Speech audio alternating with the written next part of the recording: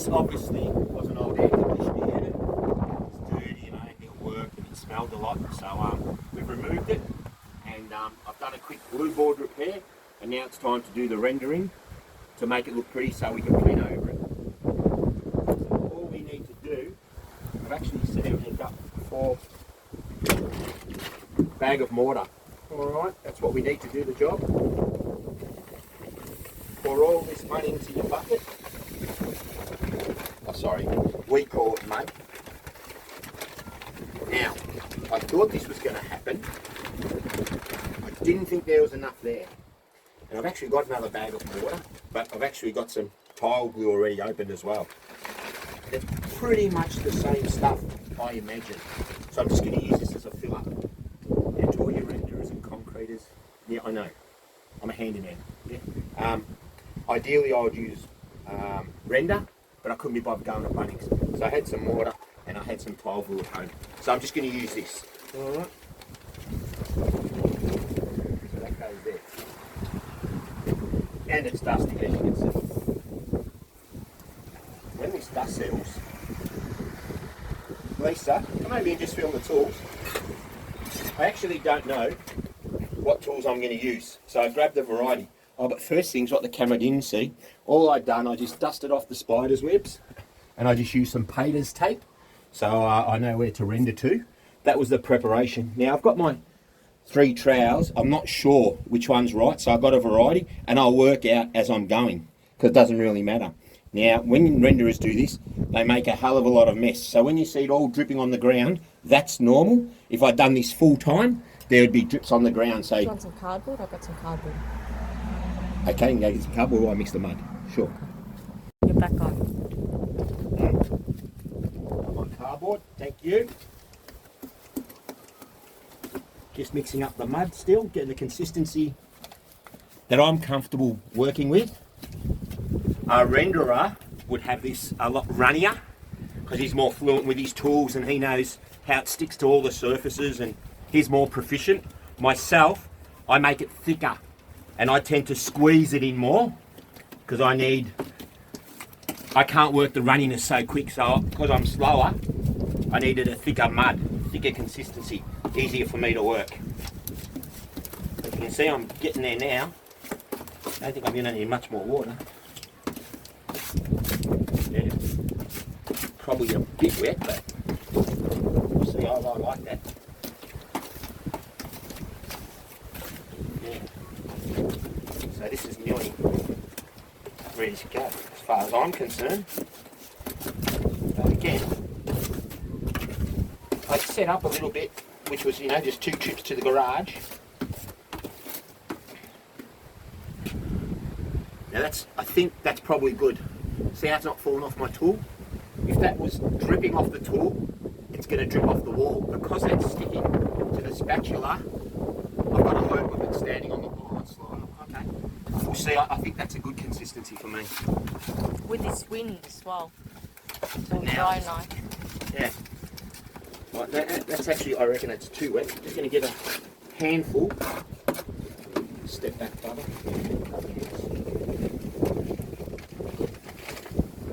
It looks more than it was.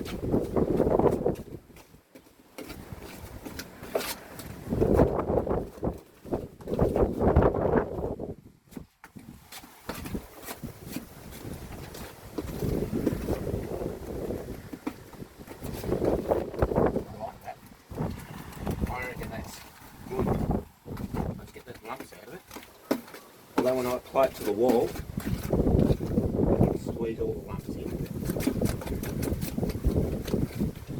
Well, I reckon that's sticking to my spatula now. In the past, maybe I didn't do that spatula test, and I have a lot of it fall off the walls. It's so do renderers, but I think this is manageable. So I think this consistency is quite good. And then what I'll do behind me on the wall, the blue board only needs a real thin coat. So I'll try the mud on the thin coat, and it works on the thin coat. I should be confident enough to go to the brickwork, which is deeper. Alright, and I'm going to try this spatula. Just simply put a bit onto one edge, got to work up. Work up when you do it. Start at the bottom and work up. And that actually wasn't bad. Well, pretty good for me, yeah.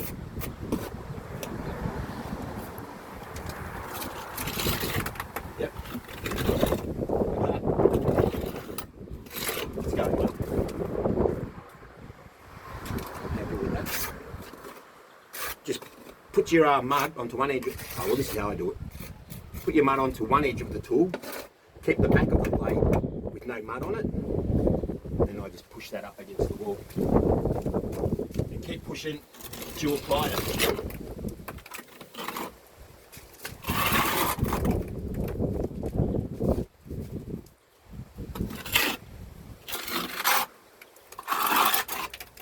And that's actually pretty good. That's working that well, isn't it? Now, my levels might not be 100% right, but where it is, because we paint it, I don't think I'll even bother. But if I have to come back and mix up, you know, a little bucket of mud, I'm more than happy to come out and do that. Yeah. Let's go on the deep stuff. Let's see how we go on the. I've done the apprentice stuff. Let's go to the tradie stuff. Let's see how it goes.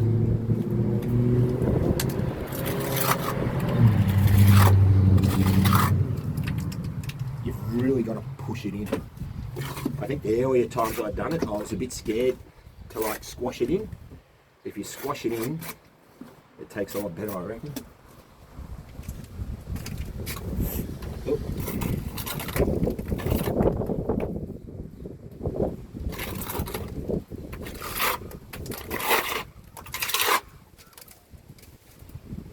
Rock got in my mud.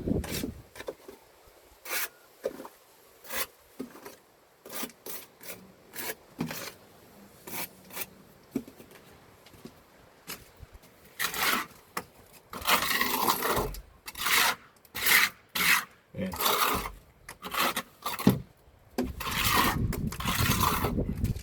That muddy's grouse. That's filling up a 10mm gap, and it's not falling off the wall, and it's not wet, and it's not running off the wall. So, with anything, you know, practice makes perfect. This isn't my first patch. I might be learning a thing or two. Like and subscribe. Learn as I learn. Nah, I've been doing this a long time.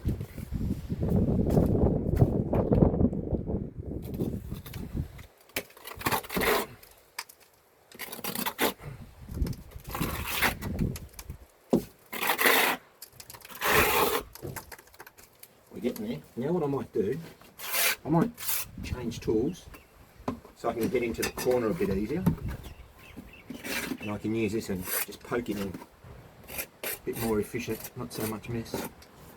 I'm hoping. Exactly like Beautiful. that.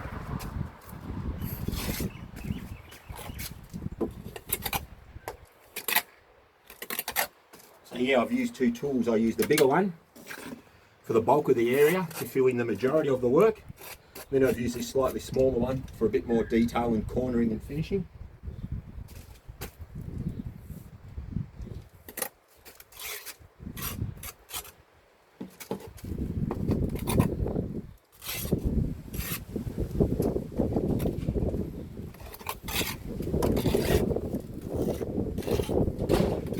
Where are you off to?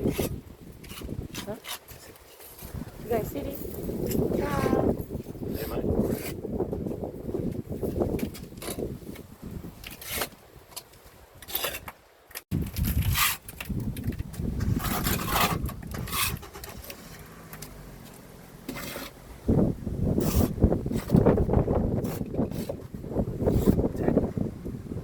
Now again, if you get a renderer or a concreter to come out and do this, they're not going to want to do it. And obviously, because it's such a small job, and we know it's $6 in a bag of mud, and you know, if they were going to charge an hourly rate, it'd be, you know, $60 and $10, $100. They'd rather do the bigger jobs, you know what I mean? So it's very hard to find trades to do this small jobs.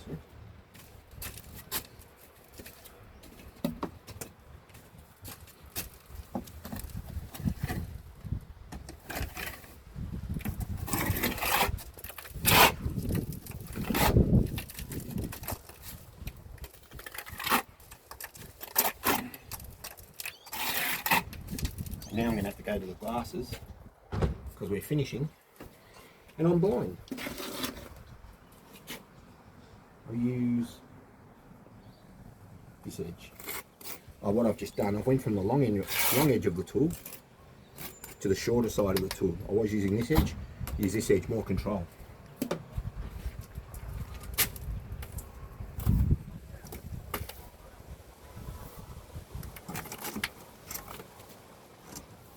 That allows me to cork it right up to the tape.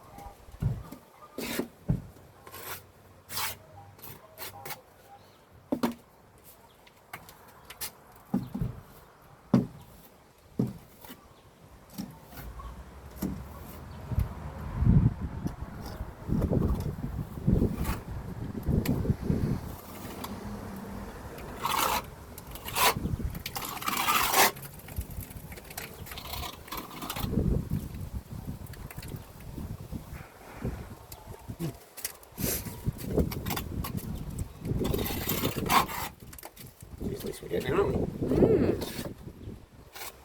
Looks good. It's not have an eyesore anymore, huh? That's what I wanted. The blue. Tidy it up a bit, yeah.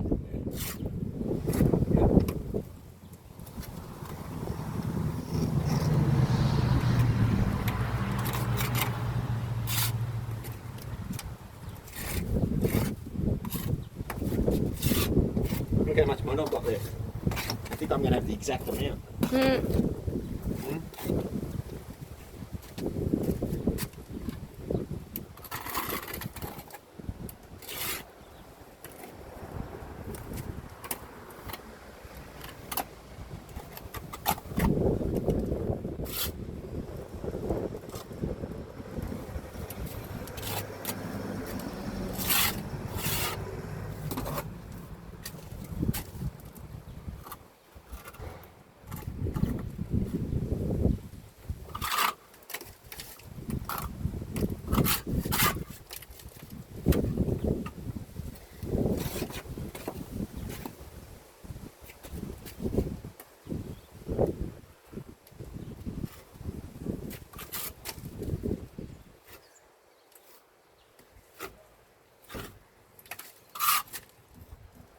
What was this? How long has this been going for? 15 minutes? Not even. Not even 15 minutes, huh?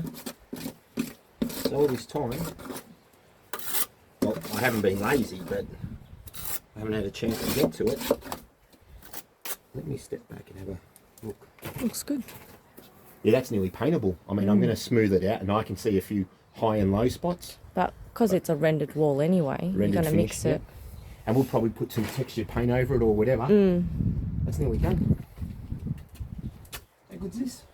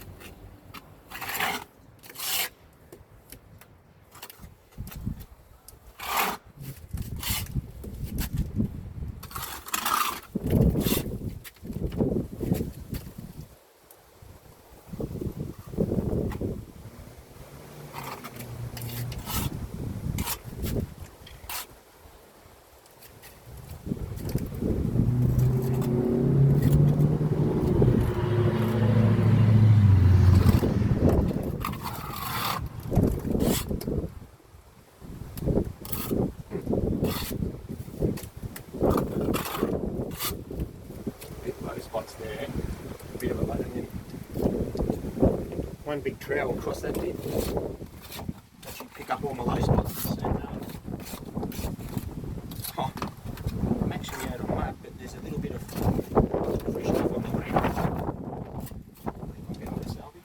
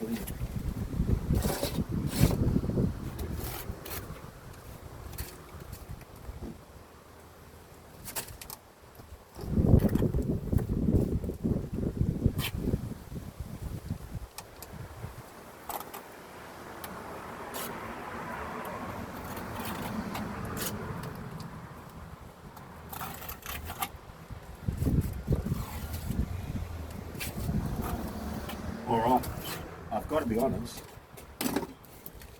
that isn't 100% yet. But geez, I'd give that a 90%. So I'm gonna let that dry because it's pretty hot today and I can feel it getting drying and I can see it starting to dust up and move. So the more I'm using the tools, kind of the more I'm disturbing it. So I'm gonna let that set hard, real hard, and maybe tomorrow I'll mix up a Milo tin size of mud. This trowel is the winner for me. And then I'll just go over the low spots. And again, because we've got a rendered, gloved, rough finish, it don't matter. Then we'll have to give that a coat of jam. And that already looks better when I'm driving to work. Happy days. Happy with that? Looks much neater.